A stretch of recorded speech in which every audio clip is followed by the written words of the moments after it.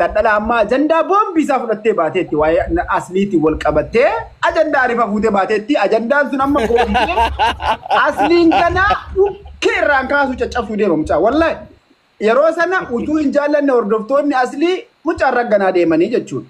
So waan akkasii kana dhiisii jedhanii amma ajandaa baay'ee asliin ajandaa mucaa kanaatti asliin baay'ee hin seenne baay'ee dawwee mucaa kana dhugaa dubbannee Dari umarra darbe malee waa tokko hin goone mucaa kan. Inumaayyuu ajandaa sana inni akka tasaanatu waraabe. Innaanni barreessaa kitaaba jismili. Kitaabul jismin obbo Kaabuta. Okay. Wanti TikTok kanarra dhufu wanti nu jibbisiisaa jiru torbee lamaan kana diraamaa walirraa hin cinne. Drama akka hirkootii fi maalii kutaadhaan dhiyaatu kan Ustaaz Boniyyeetiif aggaachii kan dhabne diraamaan kun yoom akka dhuma argatu wallaalle baay'ee anna hin gadda dubbadheen ture mana lama irratti mana ibsaa abbaa jaalalaatii fi feesbuukiidhaan illee poosti godheera. Wanti kun diraamaa akka ta'e waliin mari'atanii birriidhaaf jecha akka gochaa jiran what is next step ta'e gaafa tilmaamtu amma kana booda immoo intalli maal jettii warri hundi keessanuu haga isin follow nagootan ol isin hin seensisu kanaaf saalti oguutu as ta'aa jirtan yalla nama follow nan goone ol hin seensisu biyyatti nagalchaa yoo nagalchuu baattan amantii isa duraa sanattan deebi'aatu dhufaa jira ammoo diraamaan kun nama meeqaan hojjetame daayirektarri eenyu produuserri eenyu walumaan beeknaa jechuudha qarshii argamu keessaa Nasraadhaaf koomishiniin sabama kana ajandaa kana lafaa akka haaraatti qindeesse isheedha. Wanti barbaadamaa jiru birrii kana immoo eenyutu lakkafe Mubaarak Musammaa fa'itu lakkafe. Akkam godhanii lakkafanii gaafa jalqabaa birrii walitti buusnaa jennaan anaaf tokkummaa miidiyaatu dhaqee gufachiise buusii gaafa sanaa jechuudha. Indau buusiin humti si walitti buuftanu boriitu immoo Oromoon kun birrii walitti buusee shallee walii bituudhaaf ta'a dhiisaa. Haala kanaan deemnaan dubartii hoteelaa walii bituudhaaf deemtuuti. Nama wal xaayiroo. Kun achuma safaran jira. Garuma safara mana caatii biran jira liqii fudhadhee waan akka faludha beetaara. Meessi. Rabbi naman salphisin. Waa tokko salphina qabu wanni. Elnaa amma wanti barbaadamaa rula Facebookii koo waan guyyaa sadii dura maxxansee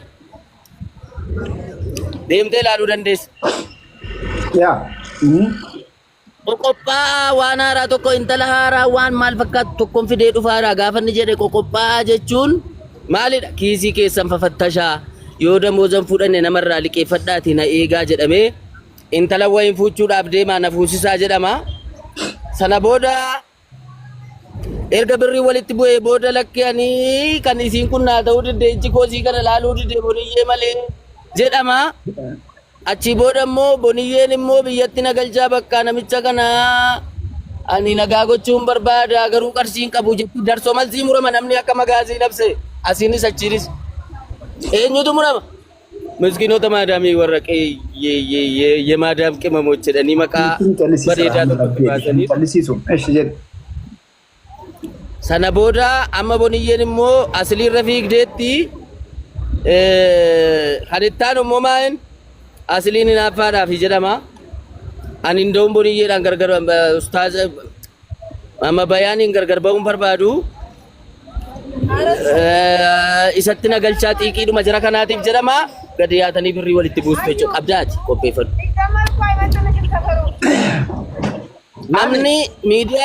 Namni miidiyaa kanarratti gargaarsa godhu gargaarsa ilaaleen godhu taanaan yeroo darbe waan bal'aa dubbannee ture. Ganaa haraama walitti bituudhaan teessu waan ana rakeedhaan dhugunna birrii walitti naa buusaadha namni dhufeen boo'a birrii walitti buustu. Dubartii hoteelaa hojjettu tokkorraa bunnaa beetii keessaa fikriin naqabe seedaa wajjin buluun barbaada birriin kaffaluuf hin dhabe siniin jedha birrii walitti buuftanii bittuuf. Nus amma siistamii bakka kana booda hojjetanii jijjiiramuu hin danda'amne biyya kanatti siistama kadhaa kireet godhannee dhumna nus nu gargaara. Ilaa taayee konko waayini asirratti jedhu tokko ustaazii jalaa deemanii malee. Okay. Aleksi wantoota achi keessaa qabadhe nan qabash jedhe Abulfaa. Ustaaza tuna jalaa bu'e malee silaa biratti dubbachuun ture maalisee deebiita. Bakkee dubbii waa badaa jiru. Amma koo gaaffii nama tokko gaaffii achuma qaban gaaffii nama tokko Alex nama san nama kan waan respect godhuufi. Isin maa ajanda akkasirraa isin maa Riyaana Moraanidha. Isin maa ajanda akkasirraa callistanii hin jiraanne jechuun maa ta'e kan nu callisiisa akkaataa callisnu keessa jirra akka itti callisnu. Biloogoonee dadhabne bar biloogoones jalaa baqachuu hin dandeenye bar. Riyaana Raani. Yoo ati nan dhiisa jette gadi bayeetu waan sin dhiisifne dubbata. Jarri kun lamaan isaanii keessaa walitti dubbatanii namni miidiyaa irraa maqaa jaraa akka lafan keenye torbeedhaan bifa haaraadhaan akka namni waa'ee jaraa haasa'u waliin mari'atanii itti yaadaniitu fidanii dhufu. Anamma kuno Assalamu alaikum warahmatullahi wabarakatuh. Alaikum assalam warahmatullahi wabarakatuh. Akkasii yaada fannaa yaal tokko Alexi gaafii buleetti keetii bibbee taafanii. Alaikum salaam warahmatullahi. Rakkoon guddaan eessa akka ta'e Alexi walitti himna. Anamma fakkeenyaaf wantoota. Abul Faid mabruuk kana kenniif malee mabruuk maal jeessa? Ayyadu mabruuk. Saani asirra ma deekaa takka waan ta'e jedhi baba maal jette? Dabarsee yoo dubbataa jiraate haa dubbatu rakkoon qabonne waan gabaabdu dubbadha. Amma furmaanni jiru. Furmaata irratti qoy. Ayyee ishee. Okay. Ayyee galatoomi mabruuki ani waan mabruuki nama jedhe galatoomu ulfaadha an dheeraan dubbadhu. Rakkoon guddaan maddi haasaa kana gaaraa gaduma dhufaa jira. Wanti nu as keessatti qoodarraa fudhannuuf waan qoodarraa fudhanne adda baafachuufi tokkoffaa hangaftii gaafa gama hangafaatiin badiin argamu nuti jalaa jallisnaani wal geenyee bannaa jechuudha. Kanaaf warri ustaazota ofumaa isaaniitii achitti bareechanii wal fattachuu qabu. Namni kun ijoollee qaraasisaa tokkoffaa maaltu janajjanee fuudhuutti isa galche naa qabadha. Isa kana innoo sheeka barsiisaan barattuu ofii fuudha. Tokkoffaa erga wal jaallatanii yoo irra waliigalan akkuma keessaa waliigalan hin fixachuu yoo dadhabanoo wanti miidiyaa baasanii miidiyaa dhiphisanii ustaazni ilmii qaraasisee ofiisaatii deebisee fuudha ofii fasallamsiisaa jechoota akkasii fokkataa kana namni dudduubarraa nuun jedhu wanta ofirraa tiksuu qabnuuf asirra dubbadda kana qabadda. Inni lammataayi ilmii qaraasisuun rabbi jechaaf akiraa ofiitiif jecha itti gala ofiitiif jechaaf rabbi bira waa kaachuu ilmi kanaaf dagoo ta'u. Ayyee Abul Faid al tokko nama wayii bahuu deema ati nu ture. Raani galatoomi deemini bakka tokko baana qoy anis ta'e kashin taana qabu Raani deemin qoy galtamu. Koya Abul Faid deebina. Assalamu alaikum warahmatullahi wabarakatuh. Hundi keessanuu. Alaikum assalam. Ani wanni an gaafii natti ta'u keessaa dhiifama wanni ani ariifadheef dhiifama naa godhe Zaki.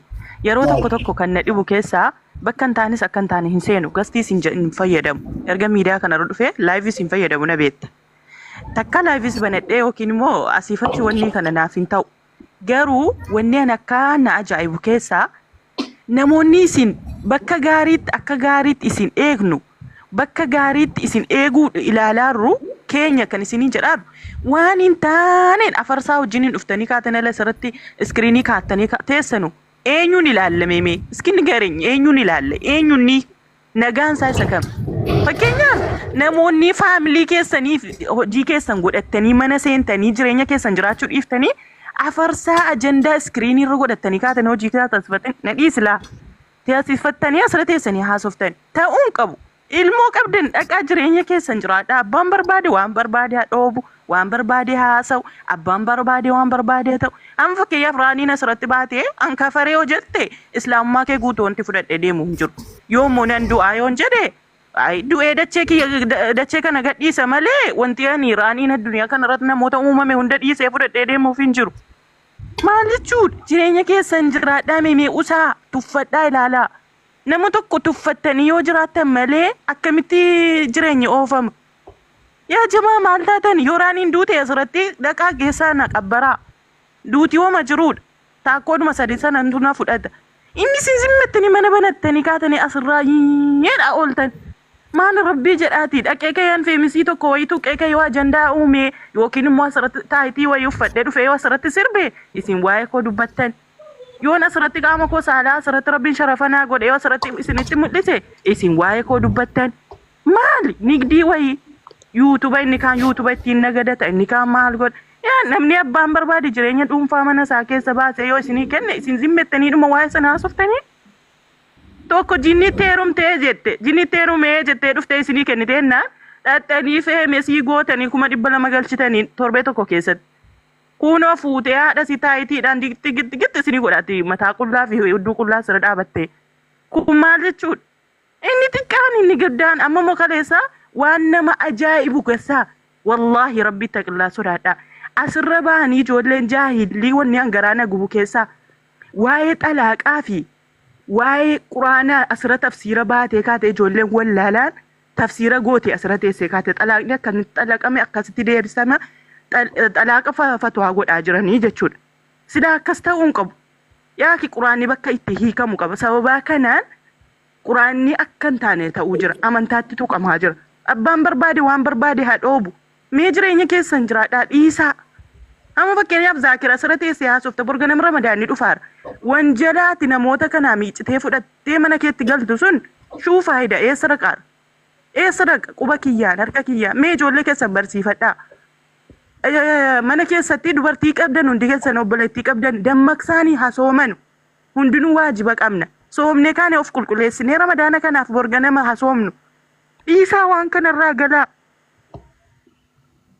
Amma gaaffii tokko si gaafadhu. Bareedaadha. Hayyana gaafadhu. Bareeda nama inuma waan hin khayrii hojjetaa jiru fakkaataa jira natti. Tokko jedhe. Wanni ati haasofte akkuma jirutti ta'etu waa hundumaa yoo calliste immoo namni kun akkuma quba harkaa kana hunduu wal caala si galee namni waan biraatii dhufee miidiyaa kanatti haaseenu malee ajandaa mataa isaa qaba. Moo Alex waa jechuu barbaadde? Raanii kanatu garraamummaa isheetu garaana nyaate beektaa dhoko. No zimmed garraarummaan koonti si nyaatin yaali ko. Ali garraarummaan kiyya wanti tokko si nyaatin an garaana gubu keessa. Raanii keenya walla respect si goona. And by the way, respect is good. Media can writing. I think Alex Bektani media can writing. Wallahi sinta uba by the way, David Davis anamma mo isan mota ajru kana hati manakan ko hoji jirti jolle mana barumsa jirani anamma wata kan qabla wallahi ma to goje ano to isinta uba te wallahi nasaula inasa akka family kiyati mali kiya kessa taatanii fani isin kaasaara malee utoo nama biraatii hin haasa'u gaskiis na argitanii akkana deebi'a na argitee beektaa lii bakka amma feemsootaa dhaqanii deebii kennan na argitee beektaa. Intalli beeka barkanaaf anan isitti haasa'uu barbaade malee utuu nama kaaniitii kaatan irra fiige ilaa miidiyaa kana siluma tiiktookii ijoolleen Oromoo akkatti fayyadaman walumaan argaa jirra. Warri fammasan akkamitti akka fammasan walumaan argaa jirra. Namni keenya bakka inni itti caacaataa baayisu bakka akkamii akka ta'e walumaan argaa jirra. Yoo waa'ee namaa naasobu yoo nama beekamaa tokko mataadhaan gadi hin deebisne yoo gootan arrabsine yoo amantiin arrabsine yoo ganda wayiin arrabsine namni abbaa kanaa siin jedhu hin jiru. Ati gorsa ati gadhiistu viidiyoowwan ati gadhiistu nama meeqatu laala. Miidiyaa kana irratti namni nawwisu nama arrabsu. Nama waan xiqqeenyaa waan gadi badii hojiin taane hojjetu waan akka kanaati. Akkaataa fayyadama miidiyaa keenyaati. Ammoo sin dandeessisu anamma laa. Alex na dhagee dhugaadha haasa'aa jirtanii kana erga silaatee haasa'aa jirtan isi callisuun hin dandeenyu jettani. Fakkeenyaaf beekimi Alex. Ana sirrabtaa ati sasirratee yoo akkanatti haasaa olle fakkeenyaaf Zaakir Meenaa dhaggeeffadhu. Intalli durbaa tokko isaa kana obboleettii kee taatu asirra dhuftee haasofti. Inni haadha kee taatu asirra dhuftee haasofti. Inni maaloo tokkoon sii waan akkaan ajaa'ibee keessa isin dhiira caalaa. An akka kiyyaa dubartiin ol baatee utoo waajiba rabbii hin galchiniin otoo gizee jiinni kun kan soomtee kaatee waajiba rabbii qadaasii kan galfachuudhaaf qulqulleessuu kan dandeessu. Dhaggeeffa dagiigaa. Dagiigaa fayyidlikoo. Qoyme. Amma jechatti jila jette keessa jechatti jettee dabarfatte ho'iinsi dhaggeeffadde. Gaafa Nasraan teessee fatwaa gootu namni achi taa'ee wajjiniin dhaggeeffatee fatwaa sana na'am jalaa jedhaa rubara kan akka Ustaaz Hamzaa Shee Hashimii ba. Ati eessa jirta? Innan sila yoo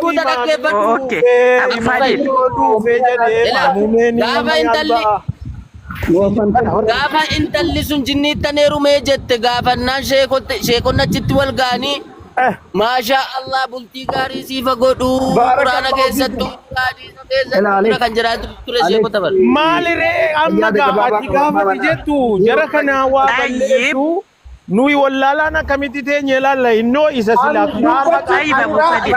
Raanii waan hin gaafadhu keessa dubbachuu kan keenya kana keessa bu'aa akkam dhabde bu'aa nuti buusaa irru hin jiru.